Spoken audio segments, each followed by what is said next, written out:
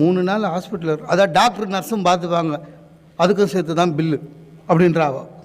அப்படி இல்லைம்மா, பேச்சு துணைக்கு இப்போ வீட்டில் மட்டும் என்ன பேசிட்டோம் நம்ம, இங்கே நான் எதுனா வீணா நம்மளுக்குள்ளே சண்டை தான் வரும். எவ்வளோ தெளிவாக இருக்கா எங்கள் ஹாஸ்பிட்டலில். அதுக்குள்ளே பெரிய டாக்டர் வந்துட்டார். வந்த உடனேங்க அந்த ஆள்கிட்ட கம்ப்ளைண்ட் பண்ணுறான், டாக்டர் இவரை கொஞ்சம் கண்டித்து வைங்க, நீங்கள் சொல்கிறது எதுவும் கேட்க மாட்டாரு, நான் சொல்கிறதையும் எதுவும் கேட்க மாட்டாரு, எது எது அவர் சாப்பிடக்கூடாதோ எல்லாத்தையும் சாப்பிட்றாரு, நீங்கள் கொஞ்சம் கண்டித்து வைங்கன்னு டாக்டர்கிட்ட போட்டு கொடுக்குறான். அவர் டாக்டர் இடுப்பு மேலே கை வச்சுன்னு, என்ன மிஸ்டர் ஒய்ஃப் பண்ணால் கேட்க மாட்டீங்களான்றாரு. அவர் இன்னமும் அவங்க ஒய்ஃப் சொல்கிறத கேட்குற மாதிரி. ஏன்னா அவன் ஒய்ஃப் சொல்கிறத கேட்டிருக்கோம், அதனால தான் இந்த அளவாவது நல்லா இருக்கிறோம்.